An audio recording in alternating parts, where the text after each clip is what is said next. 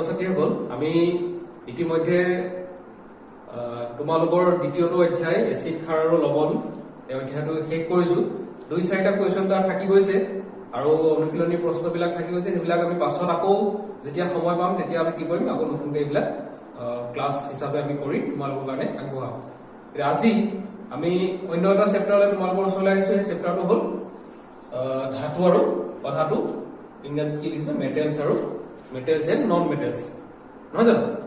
ধাতু আৰু অধাতু বুলি কওঁতে তোমালোকে অধাতু কৰ বাদ দিছো তোমালোকে ধাতু শব্দটো নিশ্চয় শুনিছা আৰু তোমালোকৰ প্ৰত্যেকে ঘৰত এইবিলাক বস্তু ব্যৱহাৰ কৰি আছে ধাতু আমি সদায় ব্যৱহাৰ কৰি আছো মই কিছুমান নাম কম তোমালোকে নিশ্চয় নামটো কোৱাৰ লগে লগে তোমালোকৰ মনলৈ হয় এইটো আমাৰ ঘৰত আছে এনেকুৱা ধৰণৰ ধাৰণা তোমালোকৰ হয়তো আহিব পাৰে ধৰি লোৱা মই ক'লো গজাল গজাল তোমালোকে চবেই দেখিছা গজাল তোমালোকৰ ঘৰত ব্যৱহাৰ কৰিছা কাঁহী বাতি গিলাচ চামুচ প্লেট নহয় জানো চাইকেলখনৰ ধাতু আছে মটৰ চাইকেল গাড়ী তাৰপিছত তোমালোকে ধৰি লোৱা যিকোনো বস্তু যিবিলাক আমি সচৰাচৰ ব্যৱহাৰ কৰি আহিছো এই প্ৰত্যেকতে কি হয় কিছু কিছু পৰিমাণে ধাতু জড়িত হৈ থাকে নামবিলাক হয়তো তোমালোকে নাজানিব পাৰে কিন্তু বস্তুবোৰ তোমালোকে দেখিছা এতিয়া গজাল বুলি কোৱাৰ লগে লগে এইটো কি ধাতু এইটো আইৰণ নহয় জানো লু তাৰপিছত ধৰি লোৱা এই বস্তুটো চবেই দেখিছা কি এডাল তাৰ কি তাৰ এডাল এলুমিনিয়াম তাৰ চবেই দেখিছে আজি গম পালা যে এডাল নাম এলুমিনিয়াম তাৰ বুলি চবেই দেখি আছিলা নহয় জানো ঠিক একেদৰে দেখিছা ন ষ্টীল দেখিছা এনেকুৱা থকা তোমালোকে চামুচ প্লেট কাঁহী এইবিলাক দেখিছা নহয় জানো গতিকে যিহেতু আমি এই বস্তুবিলাকৰ কথা জানোৱে আমি দেখিছো এইবিলাকৰ বিষয়ে আৰু কিছুমান আমি তথ্য জনাটো দৰকাৰ আৰু এইবিলাকৰ ধৰ্মৰ বিষয়ে আমি জনাটো দৰকাৰ এটা তোমালোকক আজি মই কি শিকাবলৈ লৈছো গম পাইছানে এই বস্তুবিলাক যিবিলাকৰ নাম ক'লো এইবিলাকৰ ধাতু বুলি কোৱা হয় আৰু এইবিলাকৰ আমি কিছুমান ধৰ্ম তোমালোকক শিকাবলৈ লৈছো ধৰ্ম দুই ধৰণৰ থাকে এক থাকে ভৌতিক ধৰ্ম আৰু কি থাকে ৰাসায়নিক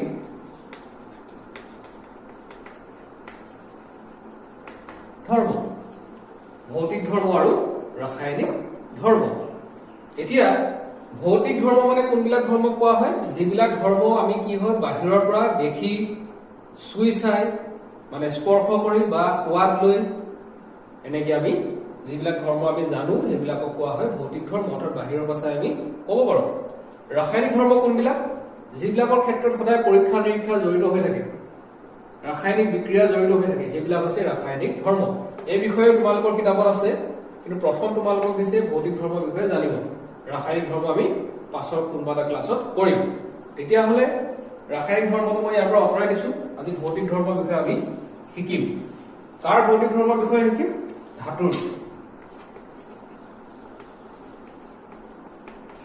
ভৌতিক ধৰ্মৰ বিষয়ে আমি শিকিম তেতিয়াহ'লে ধাতু এটা আমি বাহিৰৰ পৰা চাই প্ৰথম আমি কি গম পাওঁ কেনেকে গম পাওঁ ধাতু এটা প্ৰথম আমি চকুত পৰা বস্তুটো কি ধৰি লোৱা এইটোৱে ধাতু এইটো চবেই চিনি পাইছে এইটো এটা গজালটো যদিও পুৰণা হ'ল গতিকে ইয়াৰ কিছু ইয়াৰ মানে সলনি হৈছে ৰং চং দেখিবলৈ কিন্তু প্ৰথম আমি কি গম পাওঁ এইটো দেখি পেলাই আমি চুই চাই কি গম পালো যে ই এটা কঠিন পদাৰ্থ হয় নে নহয় তেতিয়াহ'লে প্ৰথম আমাৰ মনলৈ কি আহিব ধাতুৰ ভৌতিক ধৰ্ম প্ৰথম কি আহিব যে এইটো মই দি দিছো এইটো একমিনিটে আৰম্ভ কৰিছো ধাতুবোৰ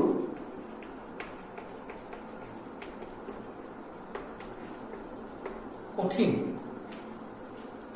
ধাতুবোৰ সাধাৰণতে কঠিন বুলি লগাই দিওঁ নহ'লে আকৌ এটা গণ্ডগোল লাগিব মই কৈ দিছো বাৰু কি গণ্ডগোল লাগিব সাধাৰণতে কঠিন এটা কেলে গণ্ডগোল লাগিব বুলি ক'লো এনেই ঠিকে আছে ধাতু কঠিন কিন্তু কিছুমান ধাতু আছে 2-4টা ধাতু আছে যি ধাতু আকৌ কোমল তাৰ ভিতৰত এটা হ'ল কি গম পাইছেনে সোডিয়াম ব্যতিক্ৰমটো কি ব্যতিক্ৰম বুলি নিলিখোৱে বাৰু কিন্তু বুলি লিখিছো কিন্তু সোডিয়াম ধাতু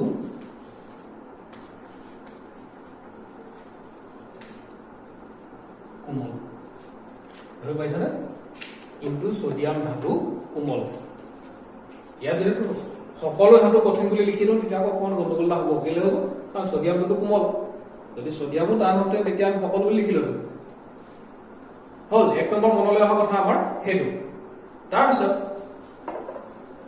মন কৰি চাই কেনেকুৱা হৈছে দেখিবলৈ।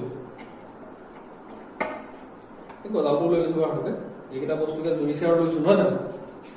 দেখিছে এইটো জিলিকি আছে চিকচিকি, এডাল অকমান চাফা কৰিলে আৰু জিলিকিব, জিলিকি আছে এইটো চিকচিকিয়াকে। এইটো লেতেৰা হৈ আছে, কিন্তু ইয়াত যদি মই অকণ চাফা কৰিবলৈ চাওঁ, বালি কাগজ মাৰি চিজ পেপাৰ মাৰি দিলে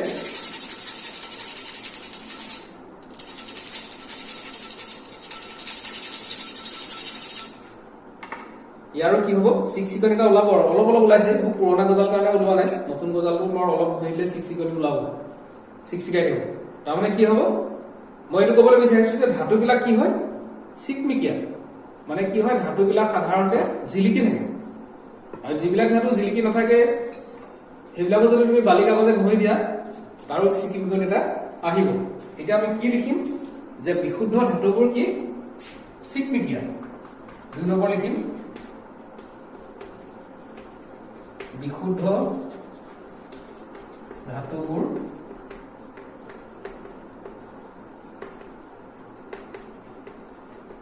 চিকমিকিয়া। ইহঁতৰ পৃষ্ঠবোৰ কি হয়, বিশুদ্ধ ধাতুৰ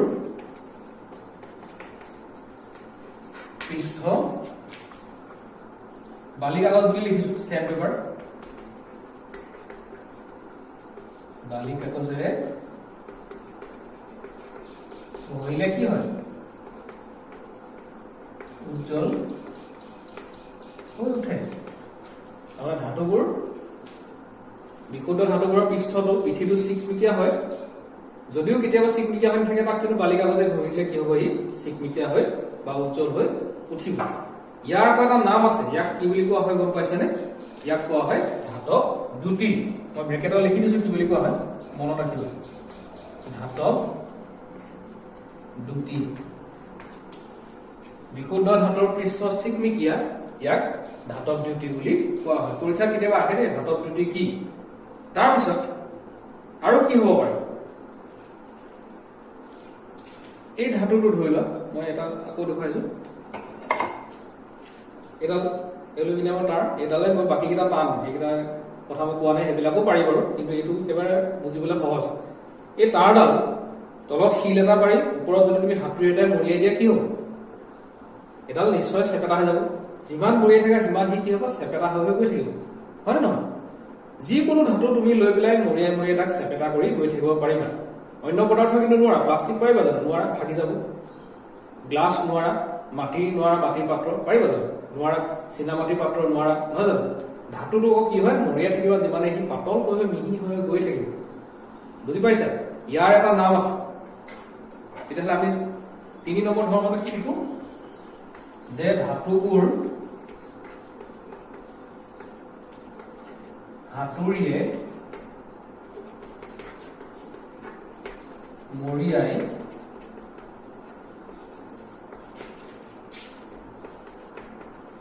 পাতলৈ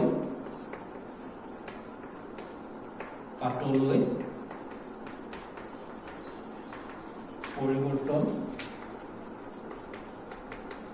কৰিব পাৰি। মৰিয়াই থাকিলে কি হব, পাতল হৈ গৈ থাকিব। ইয়াকো এটা নামেৰে জনা যায়, ইয়াক যেনেকে ধাতৱ দ্যুতি বুলি পাইছিলে, মই দেখুৱাইছো ইয়াত। ইয়াৰো এটা নাম আছে, নামটো কি গম পাইছেনে? ঘাত সহনীয়তা।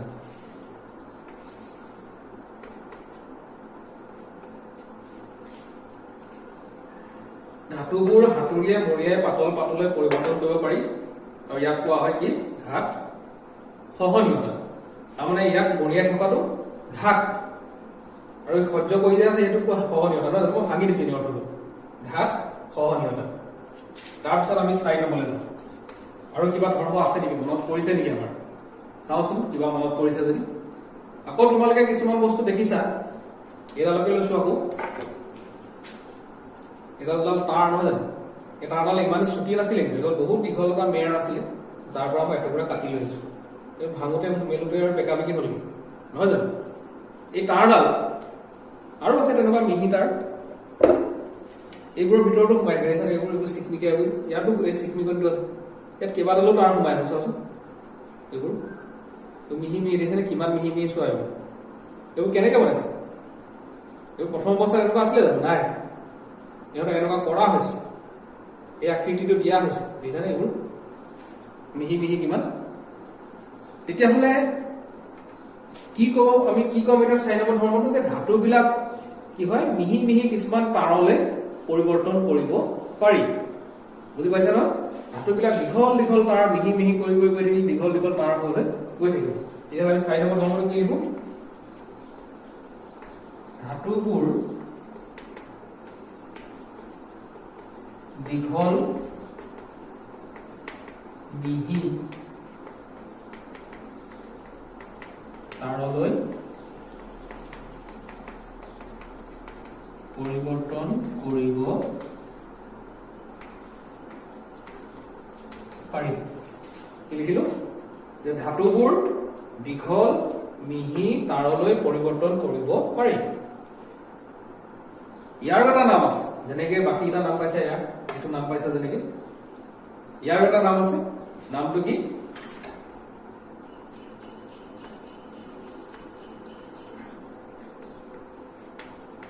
নমনীয়তা নহয় জানো ইয়াৰ এটা নাম আছে এইটো আছে নমনীয়তা এতিয়া তোমালোকে জানি আচৰিত হবা যে সোণ এটা এনেকুৱা ধাতু সোণৰ অলংকাৰ তোমালোকে দেখিছা বিশেষকৈ ছোৱালীবিলাকে ব্যৱহাৰ কৰিয়ে থাকে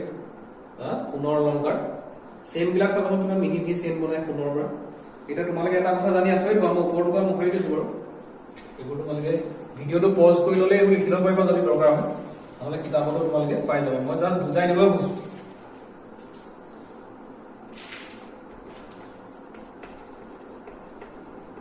1 গ্ৰাম সোণ শুনিলে আচৰিত লাগিব কিমান দীঘল তাঁৰ বনাব পাৰিছে লাগে বাৰু 1 গ্ৰাম সোণৰ পৰা 1 গ্ৰাম তুমি ভাবাচোন কিমান অকমান হ'ব 1 গ্ৰামত সেই 1 গ্ৰাম সোণৰ পৰা কিমান দীঘল তাঁৰ দাম হ'ব যেন লাগে আচৰিত লাগে শুনিলে এইডালৰ পৰা কি হ'ব পাৰে জানানে 2 কিলোমিটাৰ দীঘল তাঁৰ শুনিলে আচৰিত লাগে যে 1 গ্ৰাম সোণৰ পৰা 2 কিলোমিটাৰ দীঘল পৰ্যন্ত তাঁৰ বনাব পাৰি তেতিয়াহ'লে এই গুণটো কি বুলি কোৱা হয় নমনীয়তা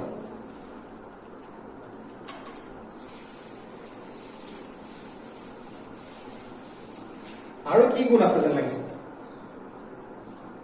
শুনিছা চাগে কেতিয়াবা পাকঘৰে তোমালোকৰ খিটিং খানা শব্দ হৈ থাকে হেতাখন পৰিলে মাত দিলে পকাত যদি পৰিছে গিলাচ এটা ষ্টীলৰ গিলাচ এটা যদি পৰিছে মাত দিছে হা ঘৰত কাম কৰি আছে মিস্ত্ৰীয়ে হাতুৰিয়ে গজাল মাৰি আছিলে এইটো মাত দিছে নহয় জানো তাৰমানে মই কি ক'ব বিচাৰিছো এয়া ধৰি লওক নহয় জানো এইবোৰ কি শব্দ নহয় জানো তাৰমানে কি ক'ব বিচাৰিছো 5 নম্বৰ নহয় জানো যে ধাতুবিলাক কঠিন পদাৰ্থ যদি ইটো সিটো লগ লাগি যায় ধাতুবিলাক কি হয় শব্দ হয় ধাতুবিলাকৰ পৰা ধাতুৱে অন্য কঠিন পদাৰ্থ হলেও হ'ব বা ধাতুৱে লগ লাগিলেও হ'ব কঠিন পদাৰ্থৰ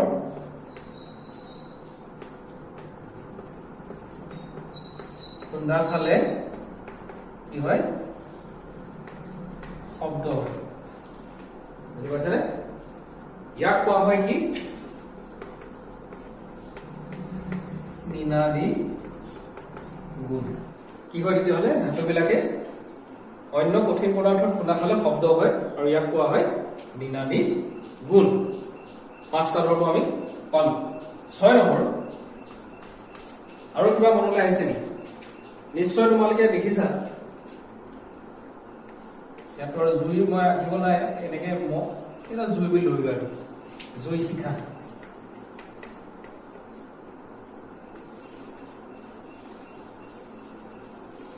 লুটো ধাতু নহয় জানো মই লু লৈছো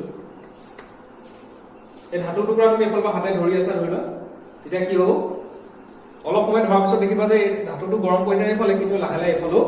গৰম হৈ যাব তেতিয়াহ'লে কি হয় এই ধাতুডালৰ মাজেদি কি পাৰ হৈ আহে তাপটো পাৰ হৈ আহিব পাৰে তুমি এফালে ধৰি আছা জুই দিছা এইফালে কিন্তু এফালেও গৰম হৈ যায় তেতিয়াহ'লে কি হয় ধাতুডালৰ মাজেদি তাপ পৰিবহন হয় অৰ্থাৎ কি লিখিব পাৰো আমি যে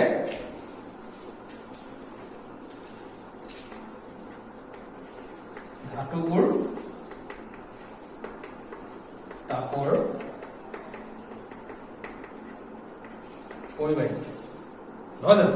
ধাতুবোৰ বিদ্যুতৰো পৰিবাহী কিন্তু বিদ্যুতৰ পৰিবাহীটো আমি ভৌতিক ধৰ্মত নধৰো কেলে নধৰো তাত পৰীক্ষা নিৰীক্ষা দৰকাৰ হ'ব আমাক বাল্ব লাগিব বেটাৰী লাগিব তাঁৰ লাগিব এনেকে ধৰ আমি এটা পৰীক্ষা কৰিব লাগিব গতিকে মই সেইটো ৰাসায়নিক ধৰ্ম বুলিয়ে ৰাখিছো তাত ধাতুবোৰ বিদ্যুতৰ পৰিবাহী আমি এই ছটা আমি কি পালো ভৌতিক ধৰ্ম পালো এতিয়া তোমালোকে কি কৰিবা এই কথাখিনি বুজিবলৈ যত্ন কৰিবা আৰু নুবুজিলে এইখিনি তোমালোকে সুধিবা আৰু কিতাপতো পাবা মই আকৌ এবাৰ তোমালোকক ৰিভিজন এটা কৰি দিছো ক্লাছটো কেনেকে আমি কৰিছিলো কি কি শিকিছিলো ৰিভিজন এটা আমি কৰি দিছো 1 নম্বৰ কঠিন নহয় জানো 2 নম্বৰ এতিয়া মই গোটেই দীঘল সংজ্ঞাটো লিখো এটা এটাকে লিখি যাম 2 নম্বৰ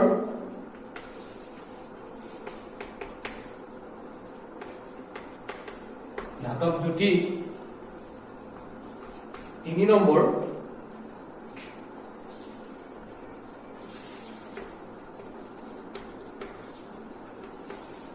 ধাত সহনীয়তা 4 নম্বৰ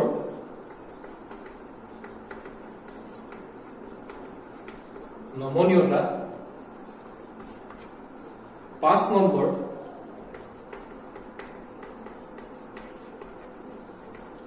নিনাদী গুণ আৰু 6 নম্বৰ কি তাপ পৰিবাহিতা এইকেইটাই হ'ল ধাতুৰ ভৌতিক গুণ ধাতুবিলাক কঠিন ধাতব জ্যোতি মানে কি আছিলে যে ইহঁতৰ পৃষ্ঠবিলাক চিকমিকিয়া জিলিকি থাকে ঘাত সহনীয়তা মানে ইহঁতক মৰিয়া মৰিয়া পাতল পাত প্ৰস্তুত কৰিব পাৰি নমনীয়তা মানে কি হয় ধাতুবিলাকৰ পৰা দীঘল তাঁৰ প্ৰস্তুত কৰিব পাৰি নিনাদী গুণ মানে হ'ল ধাতুৱে অন্য কঠিন পদাৰ্থ বা ধাতুৱে লগ লাগিলে শব্দ হয় তাক নিনাদী গুণ বুলি কয় আৰু তাপ পৰিবাহিতা মানে কি ধাতুৰ মাজেদি তাপৰ পৰিবহন হয় এইকেইটা হ'ল কি হয় ধাতুৰ বিষয়ে জানিবলগীয়া কেইটামান ভৌতিক ধৰ্ম আৰু ইয়াৰ পাছত আমি ৰাসায়নিক ধৰ্ম বা ইয়াৰ আনুষাংগিক যিখিনি কথা তোমালোকৰ অধ্যায়টোত আছে সেইখিনি আমি পঢ়িম এতিয়া তোমালোকে আজিৰ ক্লাছটোৰ যিখিনি শিকিলা সেইখিনি তোমালোকে বুজিছানে নাই বুজা সেইখিনি জনাবা ভিডিঅ'টোৰ তলতে কমেন্ট কৰি জনাব পাৰা নহলে মোক হোৱাটছআপত জনাব পাৰা বা তোমালোকে ফোন কৰিও জনাব পাৰা আজিলে আৰু বেছি দীঘল নকৰো ক্লাছটো কাৰণ এইখিনি কথা আজি শিকিব পাৰিলে তোমালোকৰ কাৰণে যথেষ্ট হ'ব এটা ক্লাছত গোটেই কথাখিনি খৰচি মাৰি শিকিবা আৰু আজি ক্লাছটো ইমানতে শেষ কৰিলো